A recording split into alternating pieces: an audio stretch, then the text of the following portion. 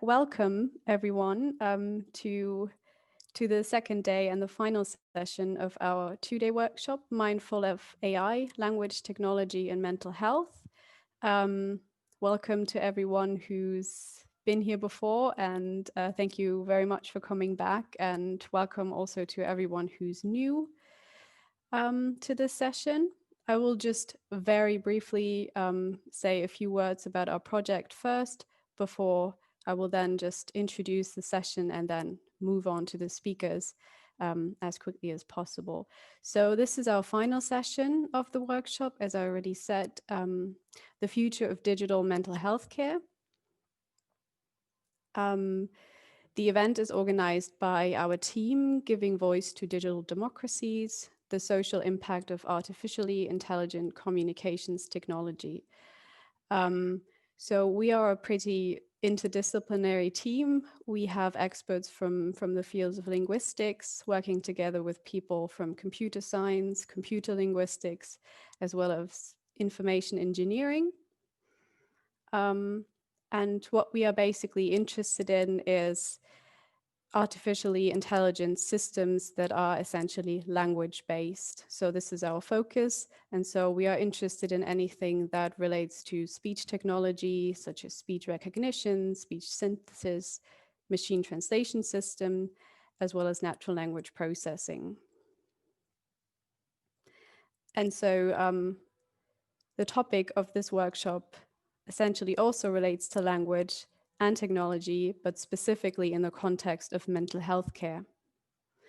And I just want to give you a brief overview. So for everyone who's attended all the sessions prior to this one, you will know this, but I just thought I will give a brief sum up of what we've talked about so far in this workshop.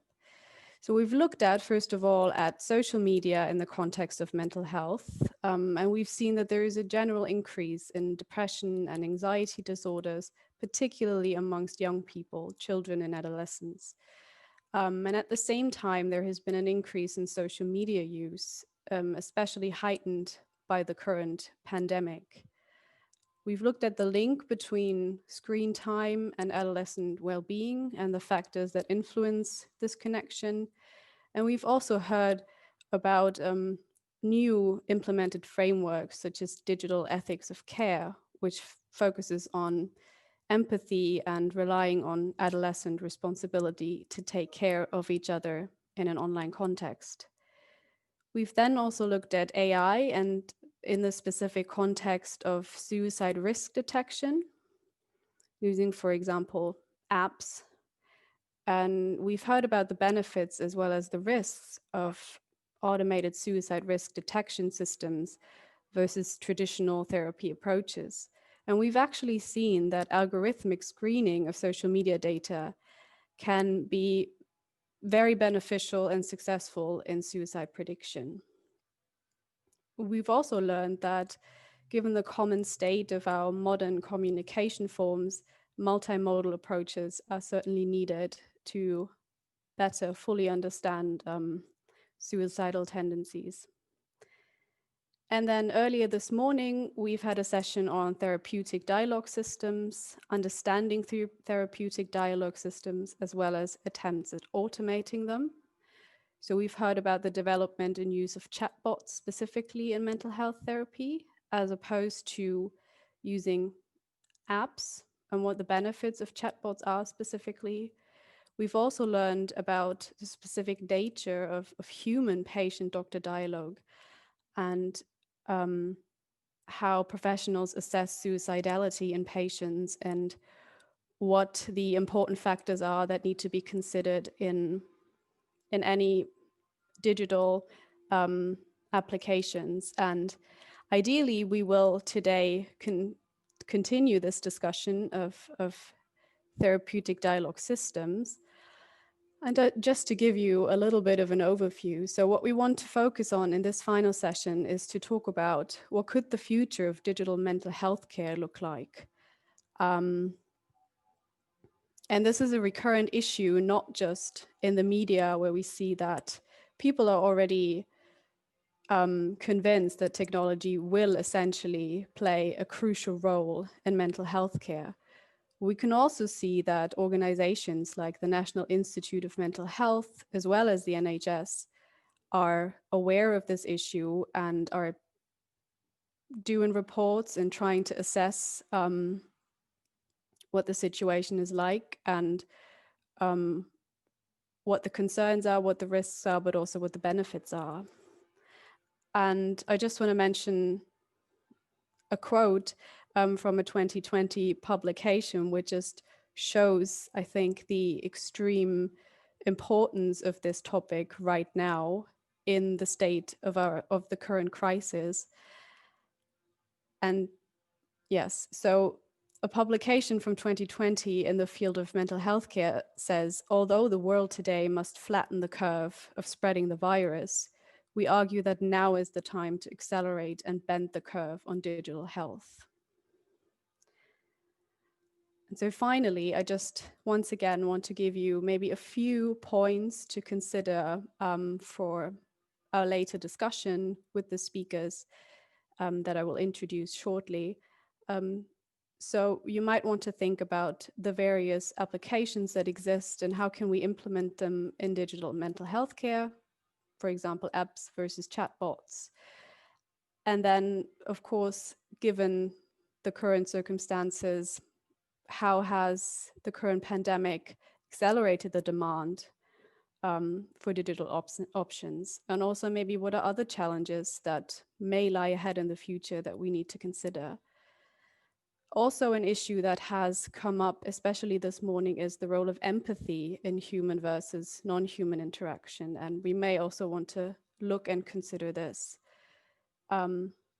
Or the changing workspace from traditional to increasingly digital options. And finally, maybe how can we ensure that the individual still remains at the center of mental health care? These are just some ideas that you might want to think about. Just to mention again that this session might discuss topics that some people find distressing. So if there is a moment in the upcoming presentations, I think the speakers may also then say a word of warning. Feel free to leave the chat at any time and feel free to return at a later point in time. Just do whatever you need to make sure that you are safe. Okay, now to our speakers. Our first speaker that I would like to introduce is Valentin Tablan, and he is the Chief AI Officer at ISO Digital Health. ISO is a company that delivers cognitive behavioral therapy to NHS patients in the UK through a secure online therapy platform. He's worked actively on using artificial intelligence to improve mental health provision in the UK. At ISO, he leads the Digital Futures Lab, where clinical scientists, AI scientists, and software engineers work together to develop novel techniques for improving the clinical outcomes for patients. ISO has also built a unique data set that includes records of over 300,000 hours of therapy alongside detailed symptom measurements. And Valentin states with regard to this data set that we use it to derive deep insights into how talking therapies work, finding out what the actual active ingredients are and which interventions are best suited for each patient. So we're very happy to have Valentin here to speak today, and he will talk about AI data science in a mental healthcare service. So over to you, Valentin. Thank you, Stefanie, for the kind introduction, and thank you all of the organizers for inviting myself and ISO to be part of the workshop today. Let me just start sharing my slides. Hopefully you are now able to see them. Can you see my slides? Yes, we can. Yeah, all good. Yeah. Okay, right. So good afternoon, everybody. I just want to start by acknowledging that my personal involvement to the work that I'm about to talk about is quite marginal. This is mainly due to the very talented colleagues in the research lab that we have at ISO. You see their names on the slide. We also work very closely with the wider ISO team, with our clinical team in particular, and all our work is made possible by the contribution that our patients and our clinicians make to the ISO process and to the data that we use. Given the theme of this workshop, I probably don't have to provide much motivation that the mental health is an important issue for the world and for society. One point I want to make is that there's been various ways that its impact has been measured, and you can pick whichever survey you prefer. But what is obvious, anyone you look at them, is that alongside the impact that mental health has by causing suffering and pain to lots of people, it also has a very deep impact to society and to our economy. So any investment we can make in improving mental health care is definitely something that's worthwhile doing. What I will talk about today is the kind of some recently completed research work that we took part in at ISO. Then I will give you a few examples of how we turn that into changes to the clinical process, so translating those insights into actual clinical practice. And then I will finish with some of the current research work that we're currently looking into. As Stefanie was saying in the introduction, ISO provide cognitive behavioral therapy to patients in the NHS in England and Scotland. CBT, many of you probably know, but just for as a refresher, is a kind of talking therapy. It is one of the most researched, the most well evidence-based types of therapy. And from a very, very high level, what it is about is identifying the relationships, the links between our thoughts, our feelings, and our behaviors, the way they reinforce each other, and the way they sometimes create vicious cycles that make it difficult for people to live their lives to the full potential. Even though CBT is one of the most widely researched types of talking therapy, and it's one of the most effective ones, it is an unfortunate fact that clinical outcomes from treatments with CBT and with other talking therapies as well have stagnated over the last 30 to 40 years. So that's something that is a challenge to all of us. And it's something that we at ISO believe that we are in a good position to try and do something about it because of the data set we are in possession of. And that's why we maintain quite a large research team, as you have seen on my previous slide. So some of the work that we've been doing recently, of course, because we're talking about research work, it all is powered by data. So a very quick intro to the kind of data that we have access to. The data that we have comes from providing treatment to patients. We have treated more than 50,000 patients by this point. That has resulted in records of more than 300,000 hours of therapy. The way we provide our treatments is via an online platform and via typed conversation. So it's all chat between a therapist and a patient. It's not video, it's not based on voice, it's all typed conversation. Apart from that, all the other elements of CBT are present. So the conversations happen in scheduled sessions that typically last 1 hour, that typically happen once a week. They are, of course, scheduled as convenient to both the patient and the therapist, but the standard practice is that of 1 hour sessions every week. Alongside the actual treatment sessions, we also record all kinds of measurements. So we have data about the patient's demographics, things like age, gender, where they live, their medical history, if they share that with us. And then during treatment, we measure the intensity of their symptoms, at least using PHQ-9 and GAD-7, which are two scoring instruments used to measure depression and anxiety symptoms. Depending on the presenting condition of the patient, sometimes we use other scales alongside these ones, but all patients have PHQ-9 and GAD-7 scores at every session.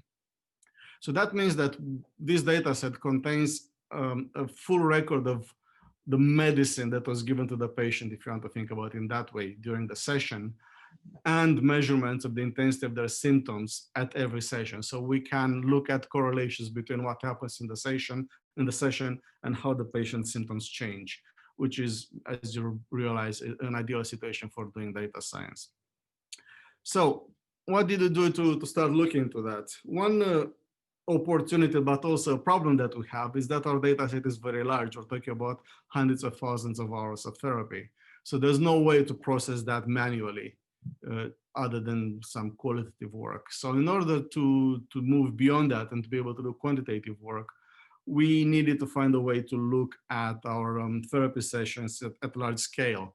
And the way we chose to do that is to use natural language processing and to build deep learning models that are able to understand what happens in a therapy session and to identify clinical events of interest in a session.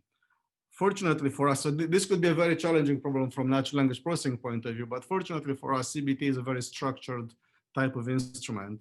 So the kind of things that the therapist will do in a session, they are from a limited list. It's a finite list of things that the therapist may do. So we analyzed a set of sessions. We spoke to domain experts, and we came up with a set of 24 utterance types, we call them, of kind of intents that a therapist may exhibit during a session. Just to clarify the term utterance, we use that quite widely, so I'll probably refer to it later in the presentation. We call an utterance every piece of text that one of the participants in the conversation types before they press the send button. So we don't use the word sentence because it may be one word, it may be 3 or 4 sentences. We use utterance to have a generic view of that. I know that utterance comes from a spoken dialogue traditionally. This is not spoken, it is typed, just to reiterate. So once we came up with those 24 categories of types of things that therapists may do, we manually tagged a few hundred sessions in order to build enough training data so we can train a model. We did that, and then we applied that model over the entire data set. So at the end of that process, we had a full data set of therapy sessions, symptom measurements associated with the sessions, and an analysis of what the therapist did in that session. And just to give you a feel for the kinds of things that the system is able to identify, here's a demonstrator of what the system does. Just to make things clear, this is not a system we currently use. So what you see on the screen is just a very simple user interface to illustrate what the system does.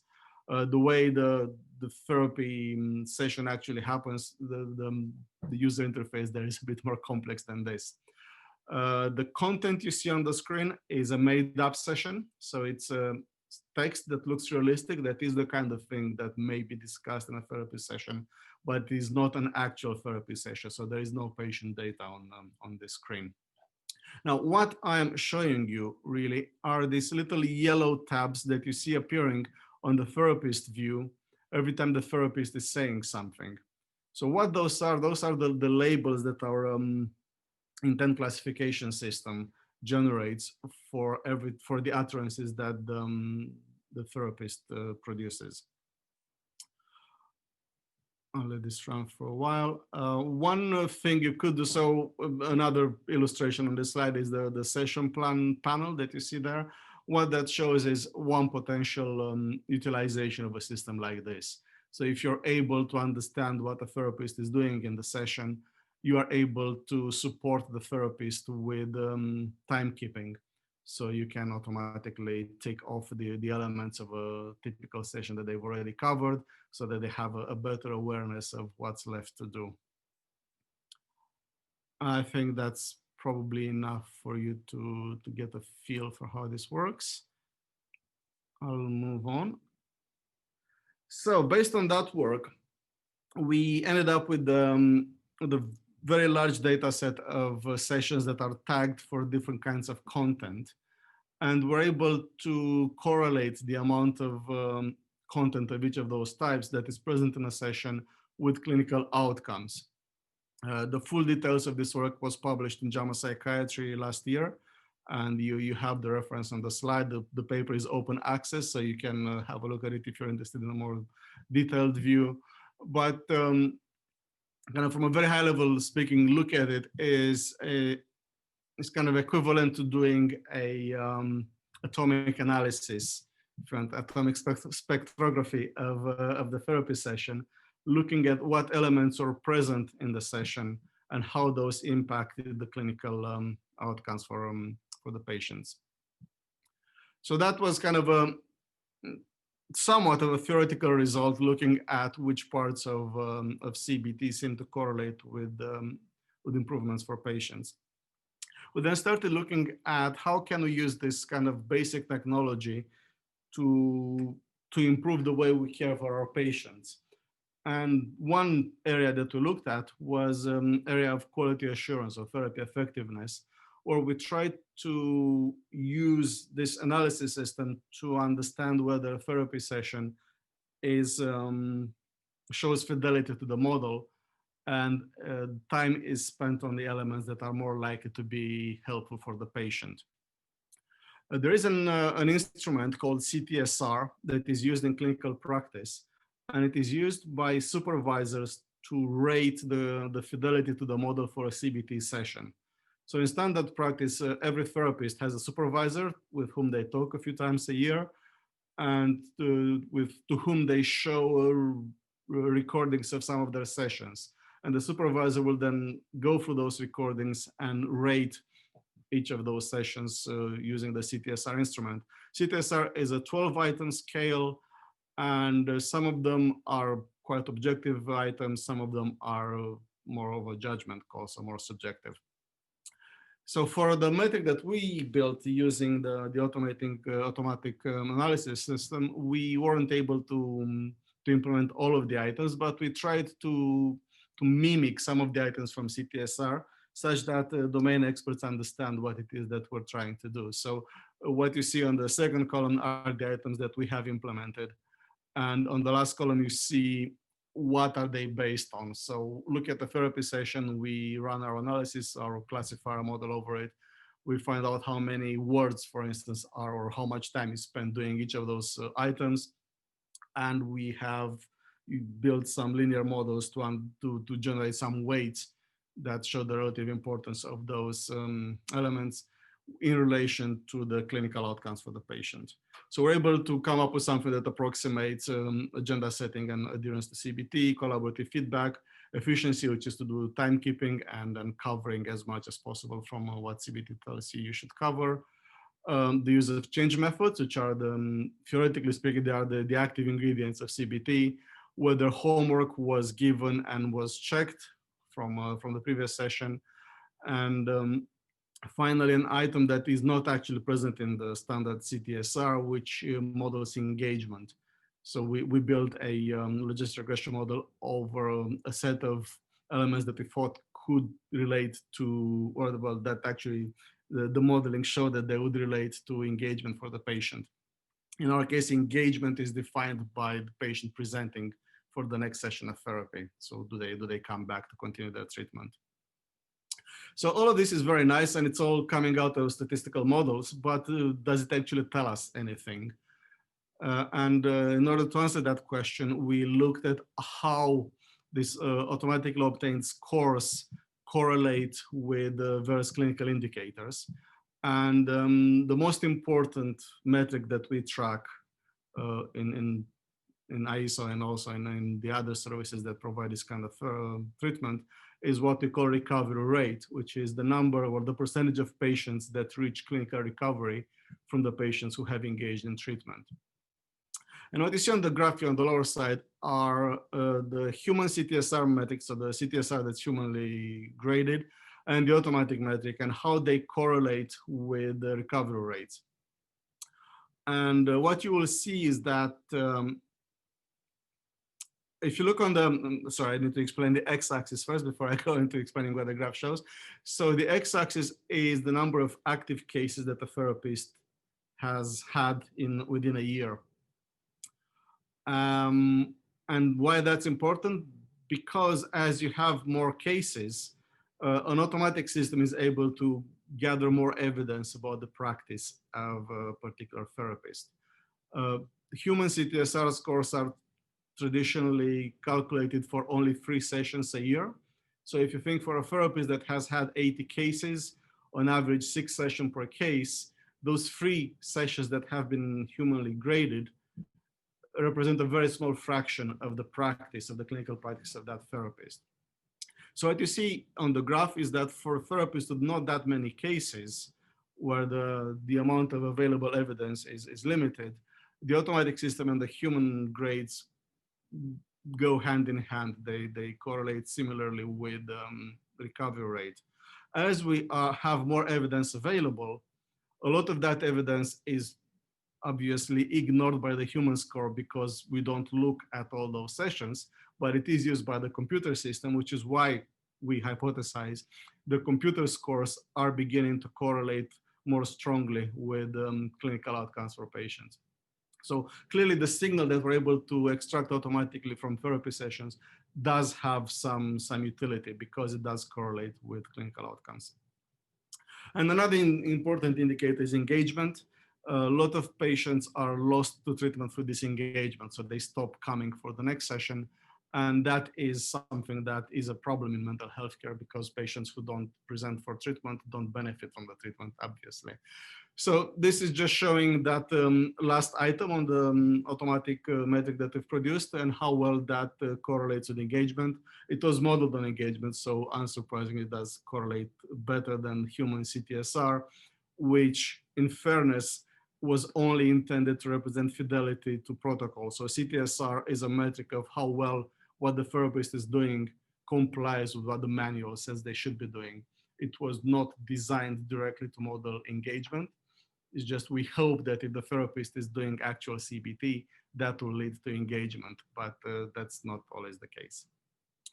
So moving on from this kind of research work, I want to give you 2 examples of how we use this in an actual practice and how we use all of this R&D work to drive up engagement, to improve quality of care, by which we mean to increase the clinical outcome metrics such as engagement and recovery rate, and also to reduce cost wherever possible, obviously. In terms of cost reduction, that is important because the way we provide therapy for common mental health conditions in England and Wales is under a program called IAPT, which stands for Improving Access to Psychological Therapies. And the target for that program is that we will provide access to 25% of patients who have a need. And 25%, you'll appreciate, is not a very large percentage. Despite that, this is one of the best mental health programs in the world. So reducing costs translates directly into better access, which is why it's important to look at this as well. So one example of data-driven care is our treatment response monitor. And what this represents is how the symptom scores for a patient change during treatment. So if we focus on the first panel on the left, the solid lines represent the scores, the measurements that are taken at each treatment session. And you have on the left-hand side in blue, have the score for depression symptoms measured with PHQ-9. And on the right-hand side, you have in this kind of pink color, the scores for anxiety symptoms measured using GAD-7. And what's interesting, what we're actually presenting here is this green backgrounds on both of those graphs, which represent the statistical expectation of what we would normally expect a case that's making good progress to look like. So the scores as measured at every session should not go outside of this green shaded area. That represents 80% likelihood expectation of where a case should be at that particular session based on the initial score, so the score at start. Now, if we look at the panel in the middle, that's an example of a case that's not doing so well. So what you will see is that the symptoms for depression originally started decreasing, and then from session 3 or 4 onwards, they started going up. And as you can see, at some point, they even crossed outside of the shaded boundary, which means that that case is now a statistical outlier. That case does not look like you would expect a case to look like. And the story on the anxiety symptoms is quite similar. There was no initial decrease, and then the score starting going up, and they are now outside of the area of expectation. So something's not going well, and that's the kind of case that will be drawn to the attention of one of our clinical supervisors, who is able to have a look at the sessions and understand what's happening, and advise the therapist of how to maybe bring that case back on track. And then on the last panel on the right-hand side, what you see is a case that the patient had very low symptoms for depression, so it's probably not what they're treated for. They had clinical level of symptoms for anxiety. However, at some point, these symptoms dropped below the caseness line. So the caseness line is the value that comes in the definition of the instrument, either PHQ-9 or GAD-7, below which a patient is considered no longer diagnosable. So this patient seems to be continue to be treated even though their symptoms are quite low on both scales. So potentially that could be a place where resources are being wasted, where a patient is treated even though they don't need treatment anymore. That's not a given that that's the case, which is why, again, a supervisor will look at this case and make a decision. It could be that this patient is being treated for other kinds of symptoms that are not captured by these two scales.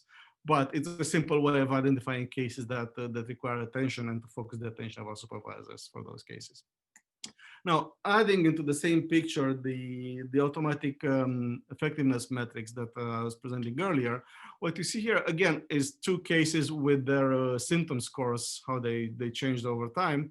But associated with each of those, now we have this table of the 6 different items from our automatic effectiveness metric that we've created. And where the values are good, they are shaded in green. Where they're average, they get no shading, and where the values are too low, they get shaded in red. So if you look at this case that was making good progress, you will see that it's mostly green.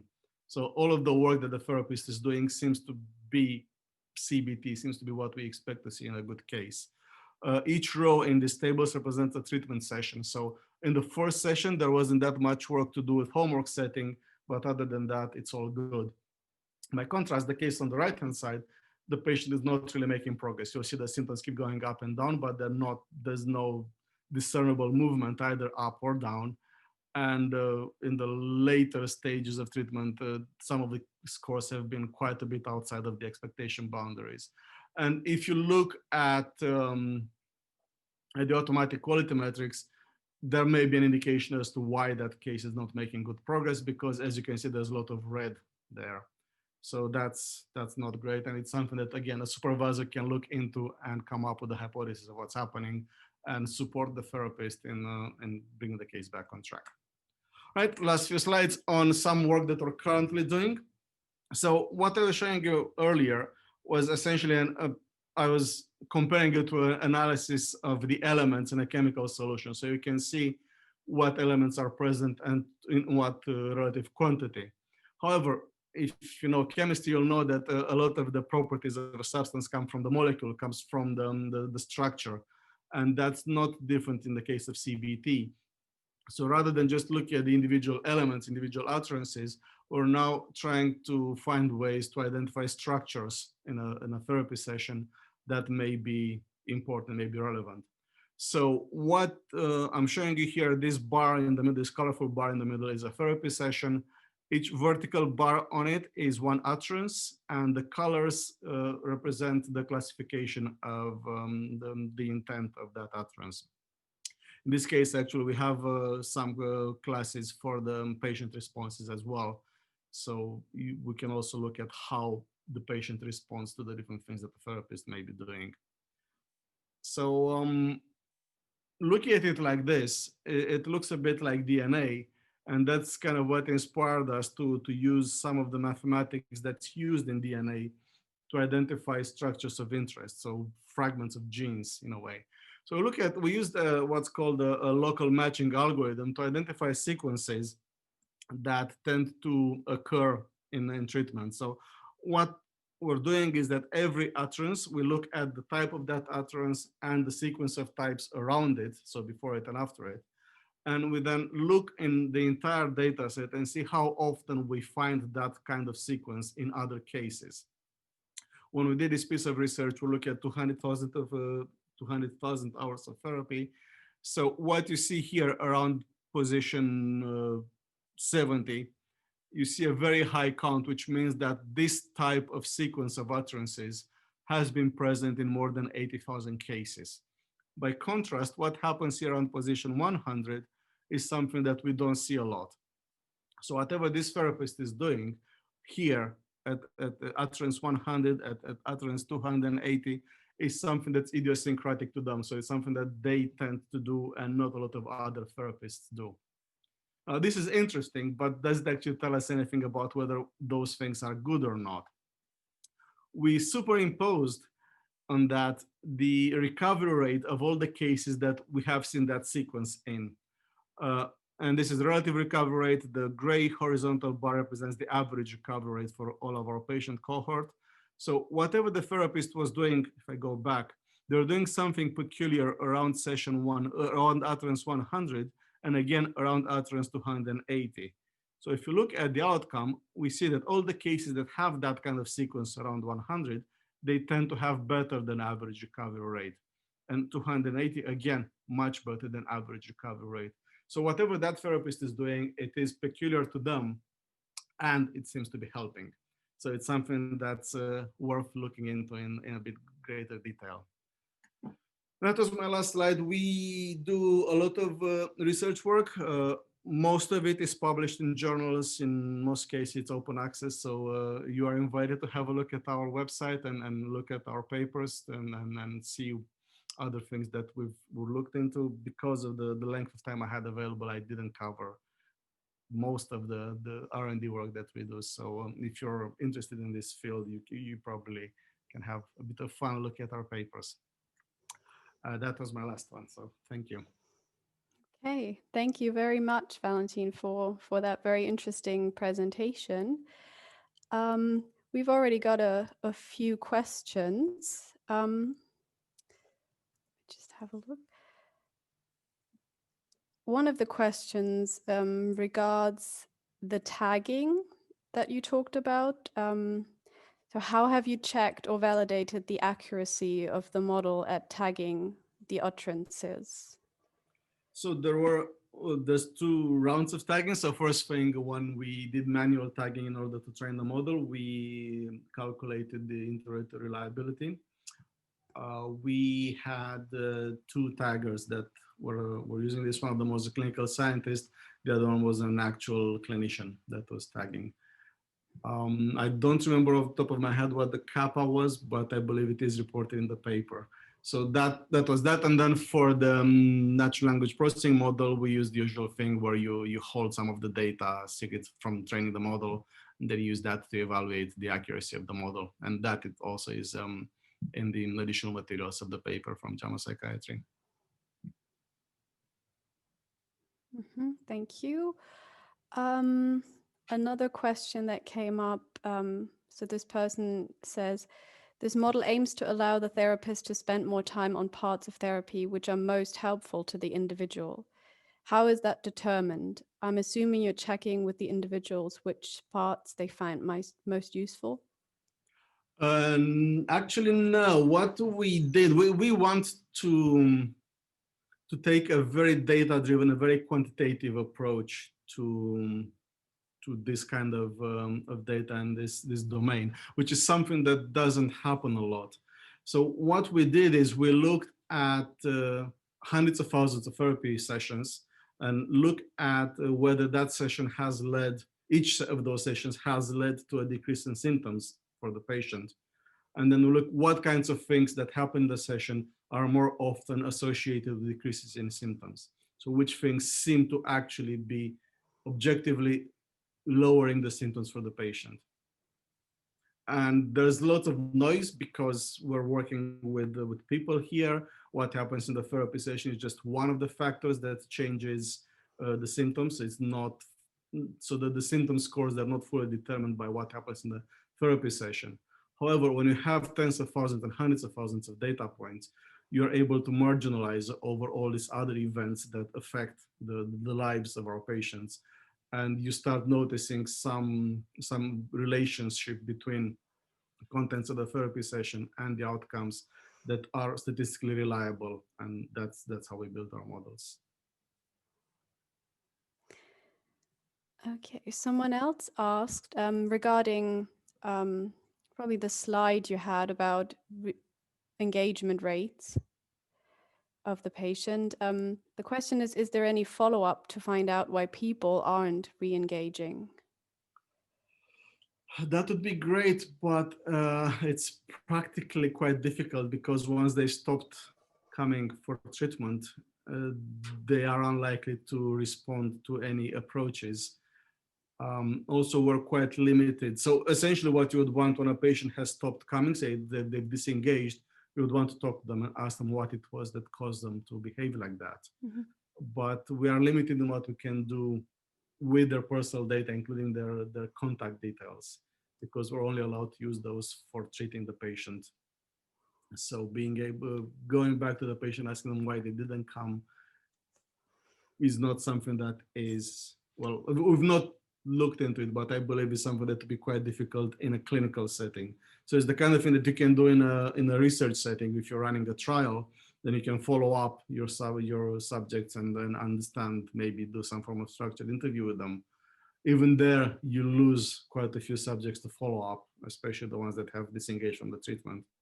So yes, that would be great to find out more about, but it's practically quite difficult to do. And then there's another issue to consider, which is to do with cognitive biases. So asking the patient what it was that changed their behavior, you will get an answer from them, but it might not necessarily be very accurate, because all of us are subject to cognitive biases, and the way we think something has caused the change in us may not actually be what has actually caused the change. So again, that's another reason why we want to look at the data, look at what was it that therapists did in sessions that usually are followed by the patient not coming back. Yeah, okay. There's lots of questions coming in. Another question was, do you also measure things like rupture during a therapy session?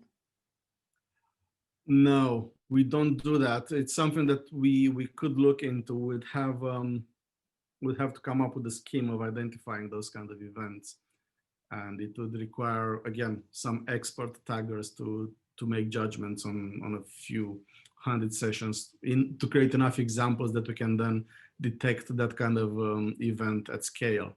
That's the kind of thing that would be actually quite interesting, and it's one thing that I want to include in my presentation is an invitation for scientific collaboration. So if people have this kind of ideas, please reach out to us. We are unable to share the data directly with external people, or we haven't done it until now because of all kinds of legal and ethical constraints. But what we can do is we can run models over the data that we have. So we can work together with somebody to come up with a model that identifies a phenomenon of interest, such as rupture, for instance, and then start looking at our data set and see how often we see that, and how that correlates with different other events of interest, such as disengagement, recovery, improvement, lack of improvement, and so on. Another question was, how many sequences were aligned to obtain the pattern shown in the last few slides? Are these sessions for a single therapist? So that pattern, so the one that shows the counts, was done over around 200,000 hours of therapy. The sequences, the way they're matched, it's a bit of a fuzzy matching algorithm that's inspired from genomics work, where base pairs sometimes get inserted or get removed from a sequence. So it doesn't have to be a perfect match for it to count. Again, this is quite active work for us. We will publish it once we get to some results, and we'll have the full details there. But if anybody is particularly interested in the details, please get in touch, and I'll find out the answers from the researcher who's working on this. Okay, I think we have time for a final question. This is a longer one. In 2018, the National Audit Office carried out an inquiry into the gaming of performance data of the IAPT program. The submission suggested that the data was routinely manipulated to inflate recovery rates and patient experience. Some research showed that 41% of IAPT workers had been asked to manipulate data. How do you manage that in your analysis of therapeutic data? I'm assuming to avoid any forms of manipulation. I'm not aware of the actual details of that study, so I don't know what kind of manipulations they covered. The therapists that work on our platform, they are, well, all the data, we collect the data from the patients independent from the therapist.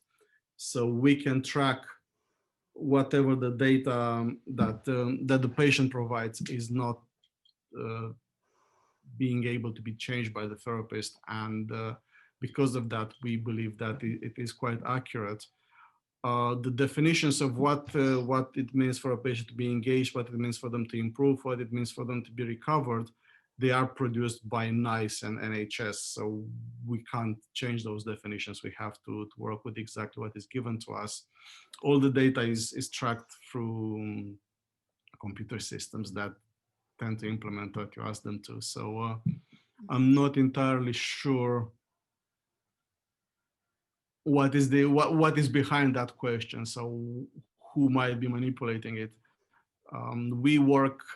Our research group is embedded in the clinical practice that we have here at ASA, so we have direct access to the data as it's going through the clinical database, through the clinical system. We extract it and we remove personally identifiable details from it. But then after that, we have the data we process is the actual data that is being reported to the NHS, and it's going through the standard systems. Okay, I think that I'm not sure if this was a follow-up to the question on explaining more what was meant. Recovery rates, Yeah, waiting times. I'm looking at the chat myself. So all of those things are calculated by formulas that are given to us. So we can't do more than that. The NHS defines what it means for a patient to be recovered, given a formula. We apply that formula and we calculate the percentage of patients who are classified as recovered. It's there aren't that many places where you can go and change that data. There are issues, I guess. So for instance, the way we measure intensity of symptoms is via questionnaires such as PHQ-9 and GAD-7, which are self-reported by patients. You can think of ways where a therapist may be able to encourage the patient to respond in a certain way, I suppose. But those are the standard questionnaires that everybody is using, and it's what it has been approved by NICE. We don't have the freedom to use any other way of measuring the symptoms, and that's because we want to have the entire IAPT program is also quite active in research, and we want to be able to compare services to each other and to gain a good understanding of how patients evolve, how their symptoms change going through the systems, comparing between services. So that's why it is quite important that we all of us use the same metrics. Okay. Well, first of all, thank you very much again for your talk. We're going to continue now with our second speaker, and then ideally at the very end of the session, we hopefully have some time to get both of you back together and answer some questions that might come up again. Absolutely, thank you. So our second speaker of today's session is Maria Liacata, and she is a professor in natural language processing at the School of Electronic Engineering and Computer Science at Queen Mary University of London. She's also a fellow at the Alan Turing Institute, where she founded and co-leads the NLP and data science for mental health interest groups and supervises PhD students. Maria is also PI of a variety of different projects, such as on emotion sensing using heterogeneous mobile phone data, language sensing for dementia monitoring and diagnosis, as well as opinion summarization from social media. Maria has also recently written a blog on how language and AI can help with mental health, especially in situations such as the current pandemic. So today, Maria is going to present research that she has done as part of her fellowship at the Turing Institute on creating time-sensitive sensors from user-generated language and heterogeneous content. Thank you very much for this very detailed introduction. Can I check with you that you can see my slides? Yes. Well, they're a bit cropped at the sides. Oh, let me. I don't know if that's just me. I'm also seeing it slightly cropped. Okay. Oh, now it's good. Now it's perfect. Oh, okay. Is that Yes. better? Now we can see everything. Yeah.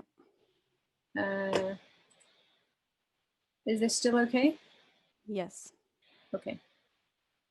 And can you also remind me, so we've got, I'm starting now, it's 5 to, you want me to go for about 20 minutes? Yes.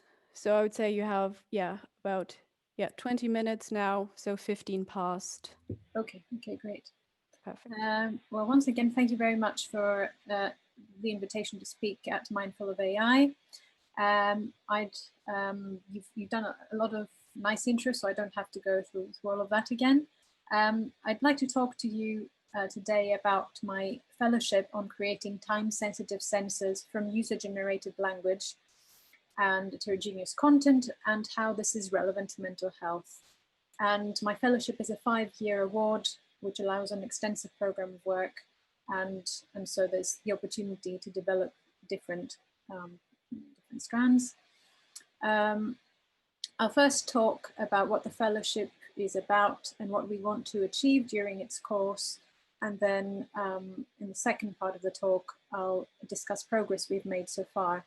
And also we have an annotation workshop coming up in mid-October, which is an opportunity for further engagement with the project that we're looking out for collaborations, and also we're very interested in people who have personal experience. So we have different kinds of stakeholders who we'd like to engage with.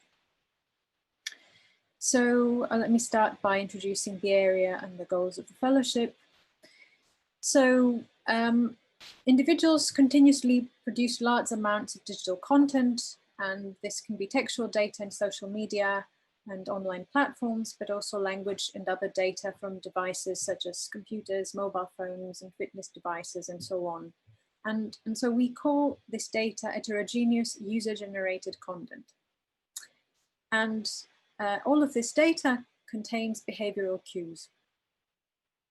So what we want to do in this fellowship is create models that capture changes in individuals' language over time. And I call this personalized longitudinal natural language processing. And we then want to develop sensors for capturing digital biomarkers, both from the language and other user-generated content, to understand the evolution of individual over time. And I call these time-sensitive sensors from user-generated content. And what we want to do is be able to apply the technology developed in the fellowship, so these time-sensitive sensors, to make a significant contribution to mental health by creating new tools that are based on the sensors, and that will allow, make it possible to assess and monitor conditions in between clinician appointments and when access to mental health services is limited, as we're currently experiencing as well. And while the methods proposed in the fellowship are, and the resulting sensors could have a range of applications, I'm particularly interested in focusing on mental health. So the motivation on the mental health focus is, can be illustrated in the following. It's really important, as according to the World Economic Forum, mental health disease accounts for 35% of lost work output, which is twice as much as cancer and more than cardiovascular disease. So this is kind of another nice statistic compared to that that Valentin described. There is work at the intersection of NLP and mental health showing that signals for the diagnosis of certain conditions can be found in language, and indeed Valentin made a whole case of the possibility of monitoring how these CBT therapy sessions are going.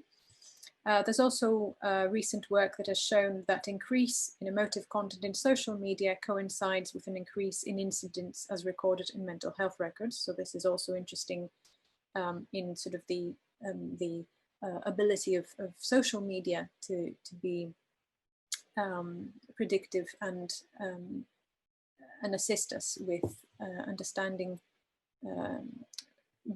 well, identifying issues in mental health. And of course, the clinical community are looking for new and better diagnostic measures and condition monitoring tools. So by creating sensors that capture digital biomarkers from language and user-generated content, we could employ them as the basis of new clinical assessment tools. And also the sensors can also help online platforms with also post and user moderation activities, and also assist with better protecting vulnerable individuals. And within the fellowship, we have two particular use cases in mind for the technology proposed in terms of mental health conditions. We're particularly interested in identifying changes in cognition and changes in mood and mood instability. So imagine that your computer has an application that allows it to track changes in your language use over time, and then is able to present you or people you choose with evidence that there is a sustained change in your linguistic ability.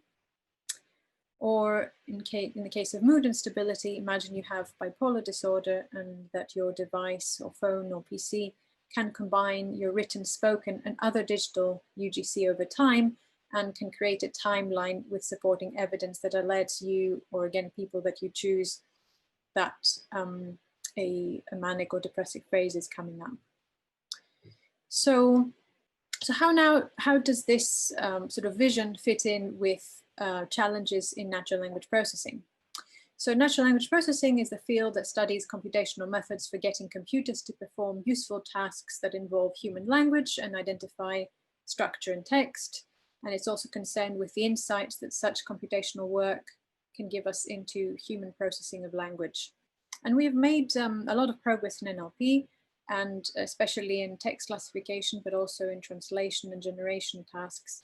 But there are still some important missing elements to explore, such as dealing with small and sparse data. And a lot of the, I mean, Valentin described sort of the possibility of having thousands of sessions, but getting annotations for individual sessions, or indeed the plethora of data we have online is quite hard. So in the end, we deal with small and sparse data. We need to know better how to transfer knowledge across domains, and how indeed to incorporate background knowledge that we may have, for example, by clinicians. Understanding what different architectures can and cannot learn, have interpretable representations, and enable a better collaborative human-machine process. And we also are interested in the resolution of complex linguistic phenomena such as ellipsis or bridging. And all three of the first challenges permeate the work that we plan to do on the fellowship, and possibly we'd hope we can also look at complex linguistic phenomena, of the resolution of complex linguistic phenomena as well. So what do we need methodologically to achieve these goals? So what are our main objectives? So one first objective that we're currently, we've been working on, is creating time-sensitive unified representations of heterogeneous user-generated content. And typically in NLP methodology, each word in a sentence is represented as a vector, which is learned using some word embedding techniques. And these dense vectors are fed into various neural network architectures for different tasks. And we've been obtaining such word vectors using a variant of the skipgram method, and more recently we have context-aware embeddings that have been obtained using transformer networks. But in all of this, there isn't usually a sense of time. And recent work has been looking at how to dynamically evolve word embeddings to reflect changes in word meaning for different time windows. So there's some work that's looking at this kind of notion of time in work on semantic change for word meaning. So what we want here is create representations rather than representations of words. We want representations of individuals through both their language and their heterogeneous user-generated content, where the two streams can be asynchronous. So we want to know how to represent an individual from this heterogeneous data and how to also vary this representation through time. So another important objective is how to address sparsity in real-world longitudinal data sets while also respecting ethical issues. So there are actually not that many longitudinal data sets. I mean, obviously Valentin described a really nice longitudinal data set, and we're hoping to talk to Valentin soon as well. At the moment we have 4 main data sets that we're working with, and 2 of them are small and fine-grained. So we have data from students over several months, and which include their posts on social media, but also mobile phone data, accelerometer data, and it's around 42 gigabytes of mobile phone data, together with 110,000 posts. And we also have labels which they completed, which are psychological scales, based on psychological scales. And we also have a dementia cohort, and this is conversation data, which we're currently transcribing, as well as extra linguistic information and typed data. So extra linguistic information are things like typing speed and spaces and deletions and so on. So production of spoken and written language that are not directly linked to the linguistic properties, but clearly are relevant to the production of language. And we have the diagnosis for these participants and cognitive tests. And we've recently also obtained some data from on therapy session data from colleagues at Byrne, and it's quite interesting in terms of how they've shared the data with us. And I think this model of data sharing might be something that we can also discuss with Valentin. And then we have these really large data sets, which are less granular, but have millions of users from 10 years or longer. And they come from, at the moment, from TalkLife and Mumsnet. So we've got these data sets, and they're mainly it's textual data and some demographics and network information. And there's less of a ground truth. So there's some self-reported mood, which and then there's some comments in Mumsnet, which we haven't yet actually explored. So all these data sets are sensitive, and we plan to keep them in a safe environment. And we're in the process of adding annotations to these data sets. In the context of the fellowship, we'll also be generating synthetic data on the basis of the data sets, both for data augmentation purposes, but also for allowing data sharing with other researchers.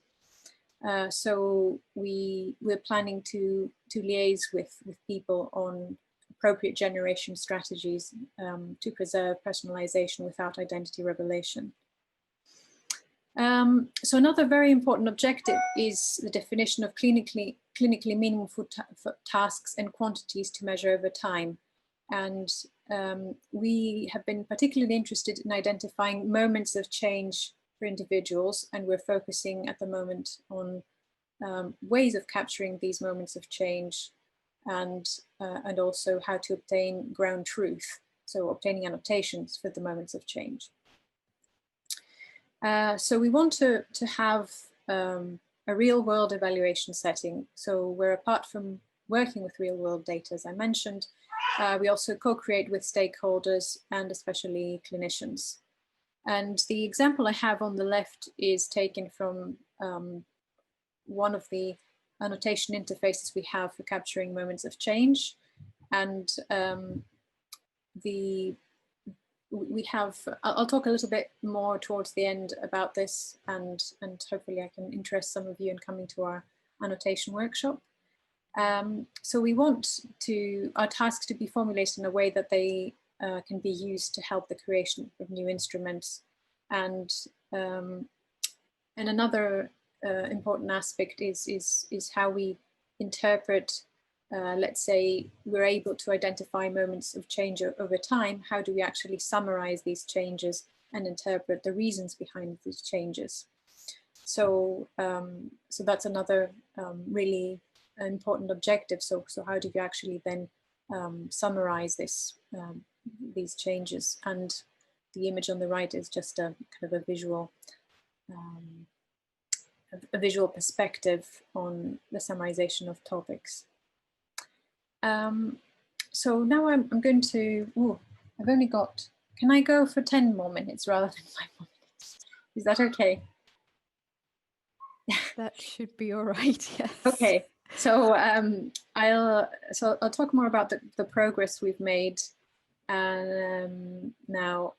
So in our 2016 work, we had a paper at Coling, which was the first to combine language and heterogeneous user-generated data in order to predict longitudinal scores, mental health scores for individuals at different points in time. And we were particularly interested in having a model that exploited different data sources. And at the time, the model that performed the best for us was multiple kernel learning. And it showed good results in a widely used mixed evaluation setting. So now I'm going to explain more about the evaluation settings. So then 2 years after that, we explored what appropriate settings for evaluating longitudinal predictions in mental health would be.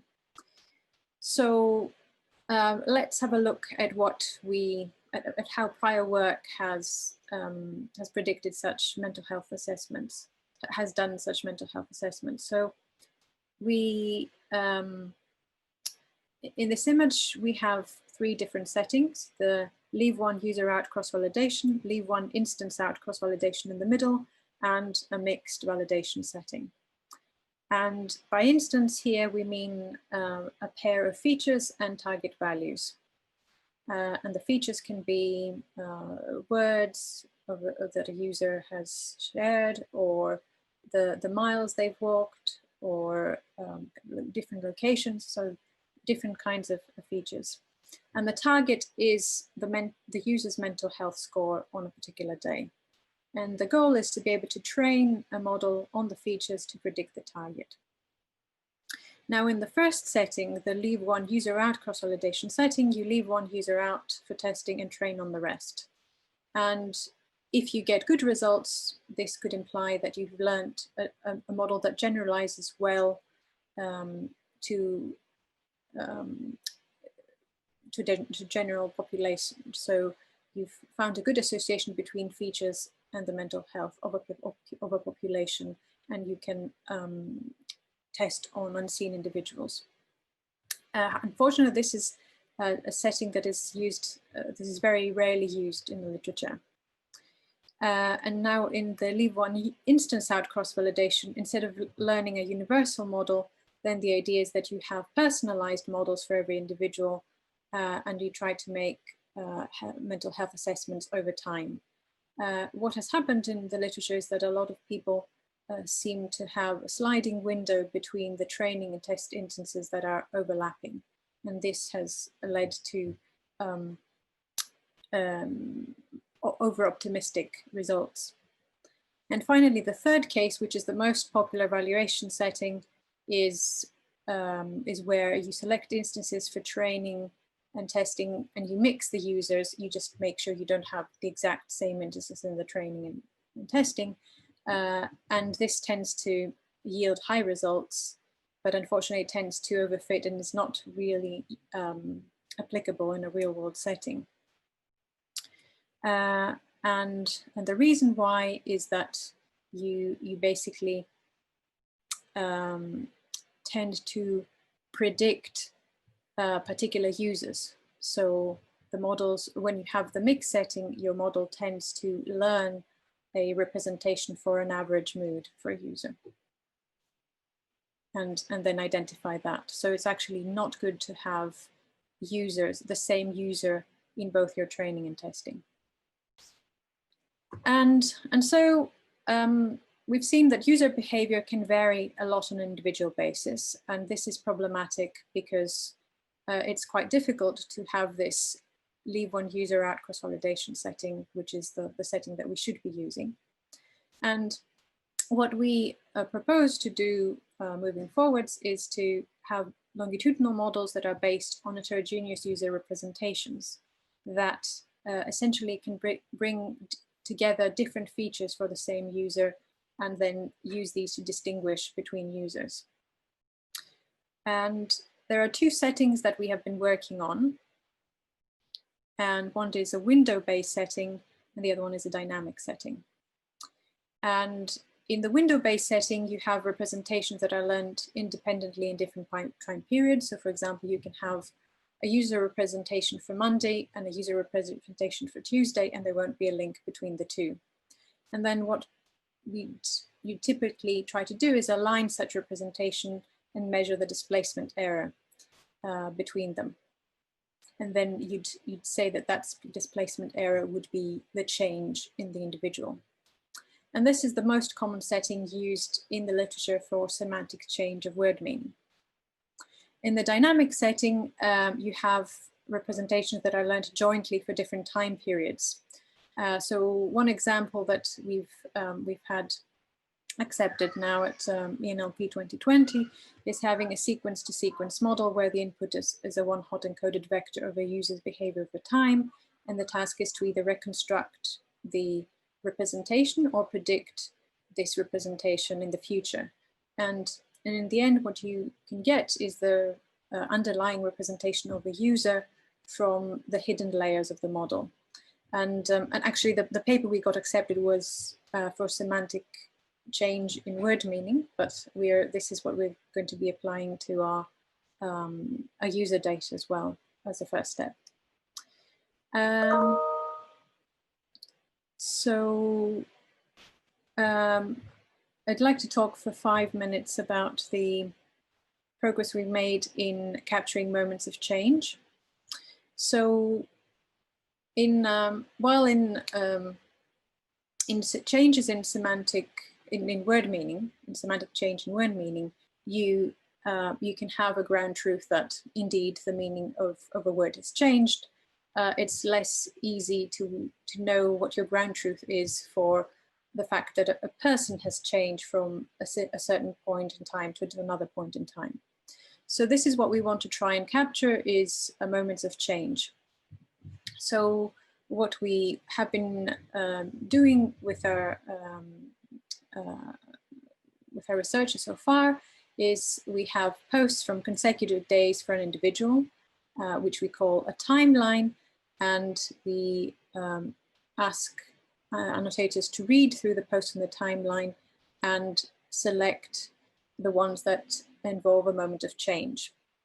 And we define moments of change in 4 different ways. So we distinguish between shifts in mood, mood on a Likert scale, events, and symptoms.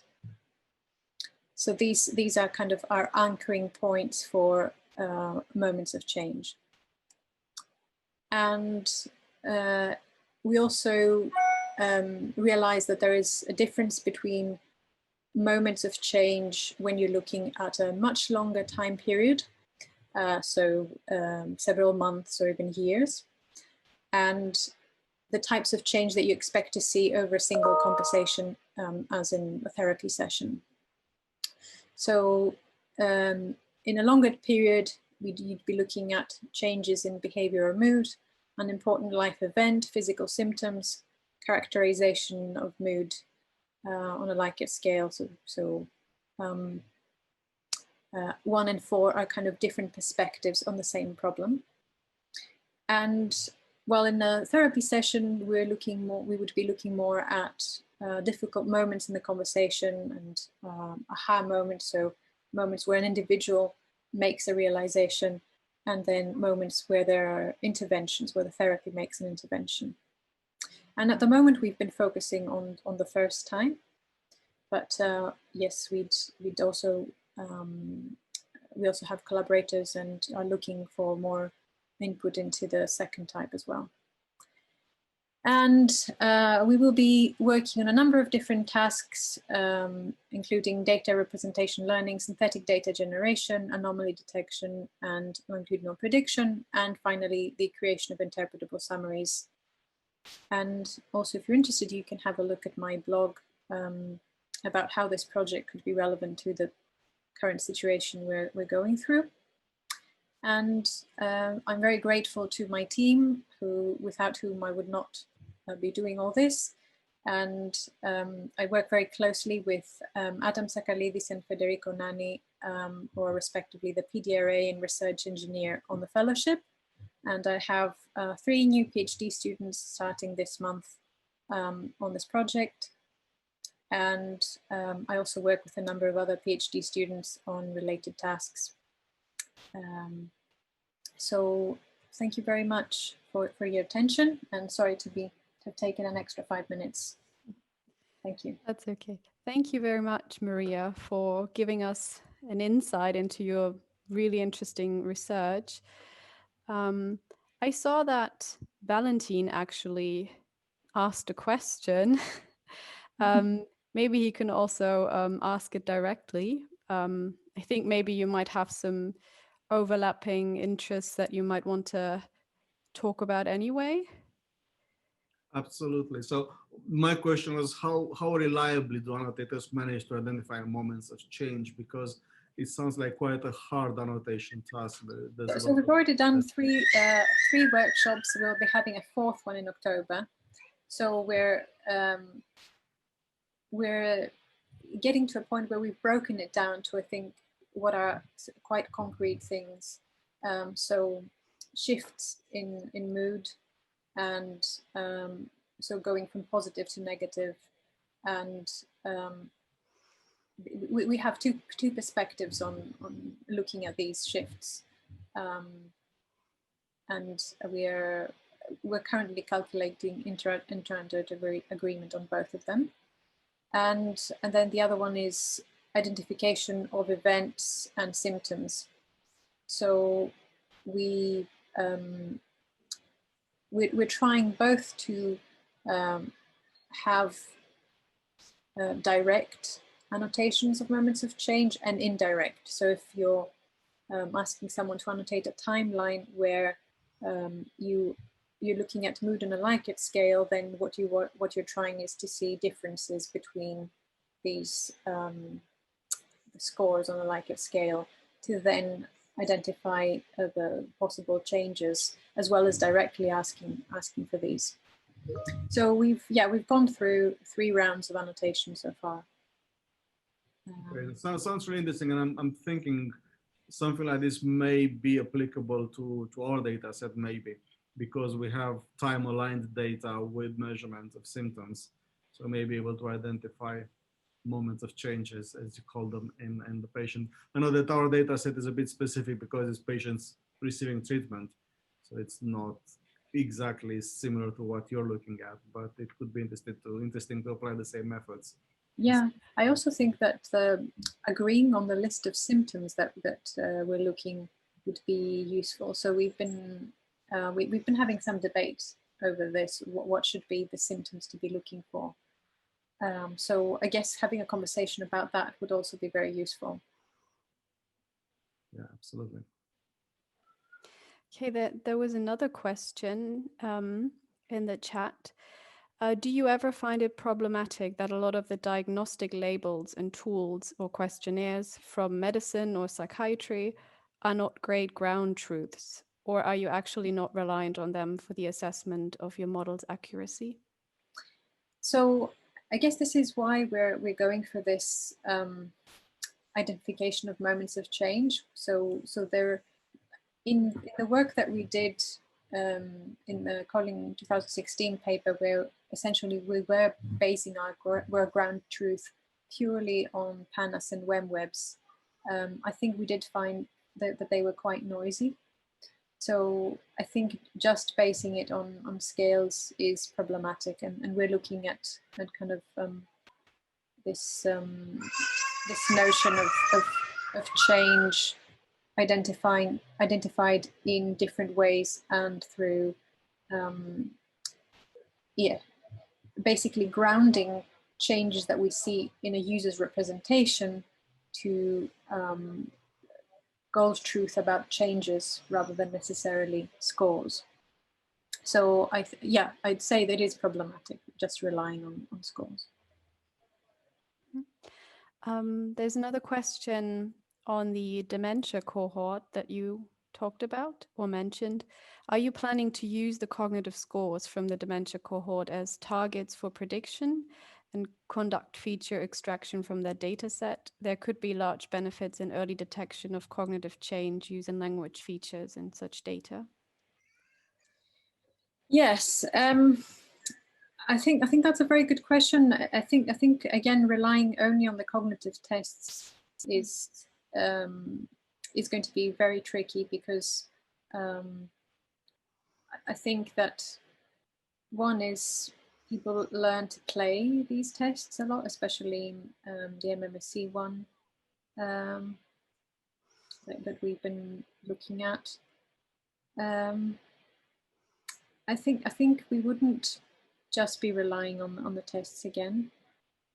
We also have diagnosis, and we are planning to get also annotations from the clinicians and also the carers. So the kind of sessions we have are conversations between a carer and an individual, and so we want to have annotations for these by clinicians, but also by the carers.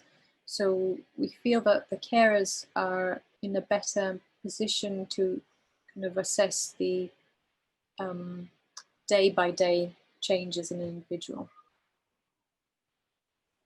Mm-hmm. This kind of reminds me of a question that actually one of our earlier speakers, Rose McCabe, asked. I don't think she is here in this session. But I wrote down what she wanted to ask, or what she was kind of thinking about from her perspective. So she looks specifically at self-harm and predicting suicidal tendencies. And she also mentioned that often therapists are not necessarily the best ones to know about these details, and that people tend to maybe confide more into a GP or a nurse that they talk to. So I guess it's kind of a twofold question. So A, do you consider, or do you specifically look at levels of self-harm and suicide and how to predict that? And do you just rely on therapeutic, on therapists, I guess, or mental health care professionals? And what about other professionals? So in we are looking at as part of these sort of changes we're trying to find, we're looking at extremes, and one extreme is self-harm and suicide attempt. But we're not at the moment specifically, we had a few months ago considered to look at particularly at risk identification, so suicide risk identification. But we've decided to take a step back and look at sort of these in the context of a change or an extreme. Mm-hmm. So So at the moment, we're not building a model specifically for predicting suicide. Valentine, is there anything you want to add to this question? I think she was actually specifically even mentioning ISO before with that question. Just if you want to add anything. No, I not. can't think of anything, sorry. Okay. I was going to comment on a previous question actually about the Yes. use of the diagnostic labels and tools that are not great ground truths. And yes, I just wanted to echo that that is indeed a problem. But it is a problem that if you work in the area of mental health care, is probably one that we can't get away from. And just because of the kind of things we want to measure, it's hard to see how we can come up with more accurate instruments that are less subject to cognitive biases and other kinds of noise. It's just something we have to learn to live with, and maybe find ways in data science that help us work with noisy inputs.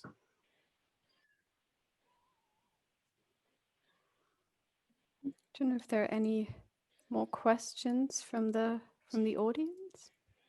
I'd like to say that we're looking for people to engage with us, and so I was wondering what the best way would be to. So we've got our stakeholder mailing list, and I can send details about our upcoming annotation workshop. So I was just wondering what the best way would be to engage with people who have attended your workshop and are clearly interested in this. I mean, Shauna is coming, which is great. It might be best actually if we share your email.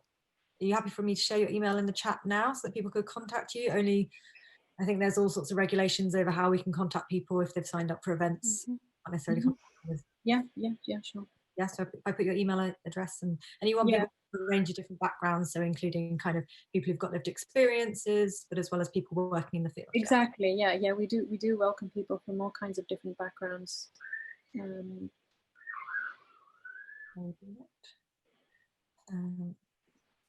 even if they can't attend this workshop, we've got a Slack channel and engage with our stakeholders that way as well. And Valentin, we'd be very glad if you could come along, or one of your colleagues, or I'll send you details. Yeah, absolutely. Okay. Well, there is a question regarding this in the comments. Is it only for people from a certain country, or are international participants welcome? I'd say international participants are welcome. Yeah, so we do already have some people from the US and Canada. One of the issues is the time zone might be a bit inconvenient. We're having it on an afternoon UK time. Yeah, but yeah, there's no reason to not want to have international participants. Yeah, I think the person who asked is from Australia and seems fine. Yeah.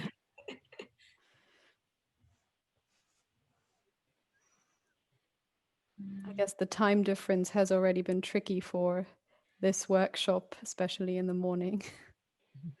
Or in the afternoon, I'm not sure which one is worse. Okay, so so Shauna has shared your email address. Yeah. So I guess anyone who wants to participate, just contact Maria through that email address. If there are no other questions or anything you want to share, Valentine or Maria, then I guess thank you very much again, both of you, for your talks, and to all of the participants for asking questions and for interacting in the discussion. Yeah, we don't have like an official questionnaire for this workshop, but if there is anything, any kind of feedback any of you want to give us, then I think you have at least one of our email addresses, and you are very welcome to let us know if you have any constructive criticism or positive feedback. So feel free to do that. Otherwise, yeah, I can just say thank you very much again to everyone. Thank you. I think it was really nice the way you organized Yeah. the workshop. It worked really well. Thank you as well for organizing it, for inviting us, and thank you the audience for their patience with us.